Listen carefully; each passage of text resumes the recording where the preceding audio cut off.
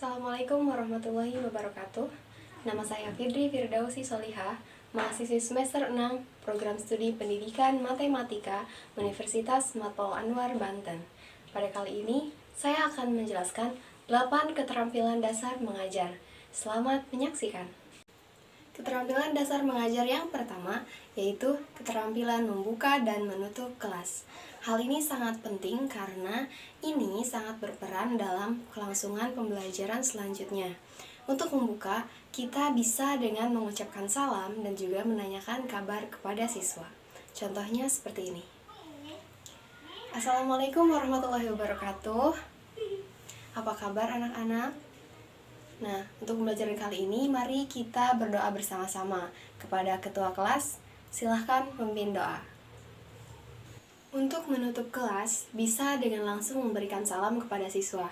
Tetapi, alangkah lebih baiknya jika kita memberikan motivasi terlebih dahulu kepada siswa agar mereka tetap semangat dalam belajar. Baiklah, pembelajaran hari ini kita cukupkan sampai di sini. Jangan lupa untuk tetap semangat dan terus berusaha, karena kita semua mempunyai kemampuan yang berbeda-beda. Jadi, jika kita merasa kurang dalam belajar, maka kita harus lebih meningkatkan kuantitas kita dalam belajar.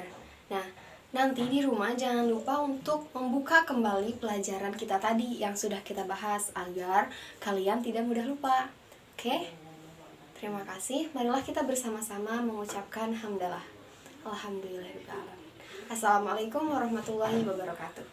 Keterampilan dasar mengajar yang kedua, yaitu keterampilan dasar bertanya dan lanjut. Keterampilan ini digunakan untuk merangsang berpikir siswa agar siswa termotivasi dan juga merasa ingin tahu terhadap materi yang akan disampaikan oleh guru. Jadi di sini guru tidak hanya sebagai pemberi informasi, melainkan guru harus memberikan rangsangan agar siswa mau berpikir tentang materi yang akan disampaikan. Materi yang akan kita bahas kali ini adalah mengenai lingkaran.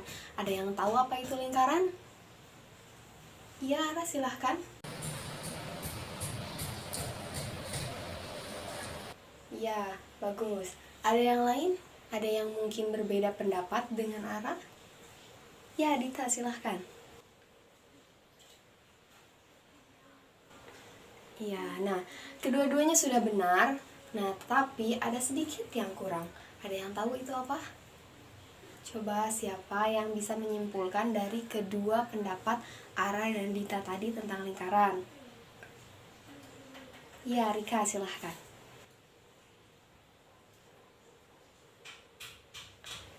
Iya, jadi lingkaran adalah kumpulan titik-titik atau kedudukan titik yang memiliki jarak yang sama terhadap titik tertentu, di mana titik tertentu itu adalah titik pusat lingkaran dan jaraknya disebut dengan jari-jari. Di sini, Ibu punya dua gambar 1 dan gambar 2. Di antara dua gambar ini, kira-kira yang mana yang merupakan lingkaran? Iya, betul, gambar 1. Ada yang tahu tidak alasannya kenapa? Kenapa gambar 1 lingkaran dan kenapa gambar 2 bukan lingkaran? Ada yang bisa memberikan alasan? Coba Andi, berikan alasannya kenapa gambar 1 adalah lingkaran dan gambar 2 bukan lingkaran. Keterampilan bertanya lanjut bisa kita lakukan dengan cara meminta alasan dari jawaban yang telah diberikan siswa, seperti tadi. Para siswa menjawab bahwa gambar 1 adalah gambar lingkaran. Nah, setelah itu, untuk menguji kemampuan berpikir dan juga ingatan siswa tadi mengenai pengertian lingkaran, kita tanyakan kembali kepada siswa mengapa mereka memilih gambar 1. Keterampilan dasar mengajar yang ketiga, yaitu keterampilan memberi penguatan. Hal ini bisa kita lakukan dengan cara melakukan kegiatan yang menyenangkan agar siswa senang dalam belajar dan termotivasi selama proses pembelajaran. Nah, anak-anak, karena kalian tadi sudah mengetahui pengertian dari lingkaran dan juga gambar dari lingkaran, Ibu ingin meminta kalian untuk mencari dan menggambarkan benda-benda yang memiliki bentuk yang sama dengan lingkaran. Nah, peraturannya, Yang pertama, gambarnya tidak boleh sama antara satu dengan yang lainnya. Jadi gambar Ara dan Dita nggak boleh sama. Terus, waktunya hanya 5 menit. Jika ada yang lebih dari 5 menit, maka akan dikenakan sanksi. Dan peraturan yang ketiga, kalian tidak boleh keluar dari lingkungan sekolah ini.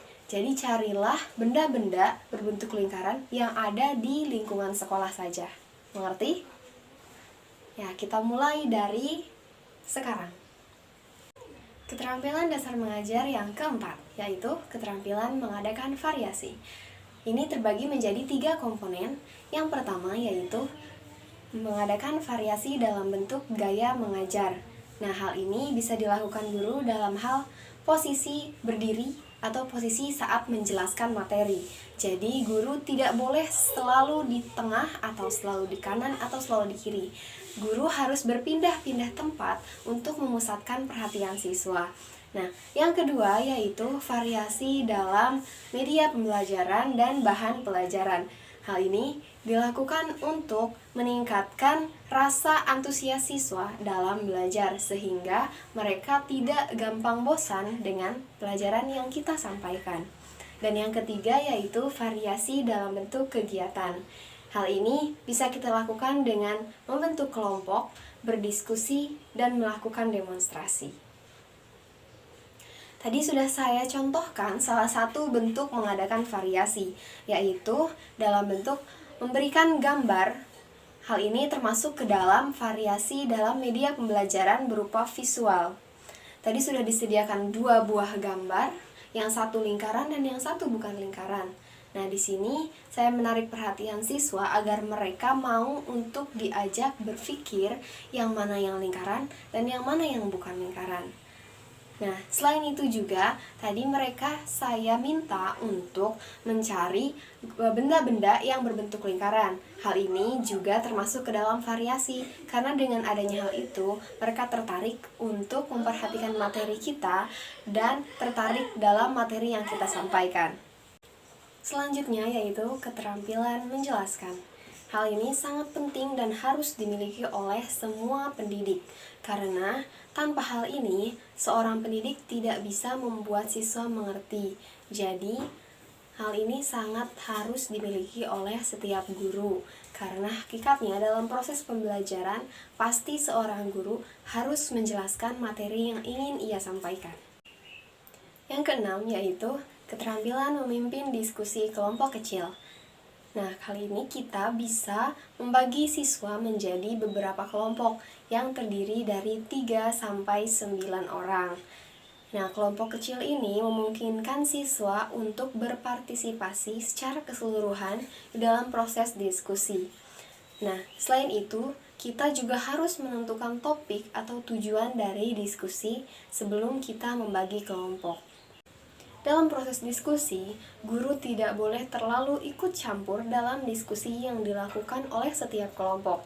Di sini, guru hanya berperan memimpin jalannya diskusi agar tetap tertib dan terarah, juga sistematis. Tetapi tidak boleh mencampuri dari pendapat-pendapat yang ingin disampaikan siswa. Nah, guru bisa memberikan tanggapannya pada akhir diskusi berupa kesimpulan. Yang ketujuh, yaitu keterampilan mengelola kelas. Hal ini juga sangat penting dalam proses pembelajaran, karena seorang guru harus mengondisikan kegiatan belajar mengajar di dalam kelas. Nah, komponen keterampilan mengelola kelas terbagi menjadi 2. Yang pertama yaitu penciptaan dan pemeliharaan kondisi belajar dan pengendalian kondisi belajar. Keterampilan yang ke-8 yaitu keterampilan mengajar kelompok kecil dan perorangan. Ini terbagi menjadi 4 komponen. Yang pertama yaitu melakukan pendekatan secara pribadi dengan siswa. Hal ini dilakukan agar siswa timbul rasa percaya kepada guru dan rasa nyaman agar saat dia tidak mengerti, dia tidak takut untuk bertanya, dan juga mereka bisa dengan leluasa mengemukakan pendapatnya saat berdiskusi. Yang kedua, yaitu mengorganisasikan. Nah, di sini bisa dengan cara membentuk kelompok yang tepat. Yang tepat di sini berarti seorang guru tidak boleh membagi kelompok secara acak, tetapi harus memperhatikan aspek sosial, kognitif, dan lain sebagainya agar tercipta kelompok yang seimbang, yang artinya semua siswa akan merasa bahwa kelompoknya memiliki kemampuan dan juga kesempatan yang sama dengan kelompok yang lainnya. Nah, komponen yang ketiga yaitu membimbing dan mempermudah proses belajar, dan yang terakhir yaitu merencanakan dan melaksanakan kegiatan belajar dan mengajar. Sekian penjelasan yang bisa saya berikan, kurang lebihnya mohon maaf. Assalamualaikum warahmatullahi wabarakatuh.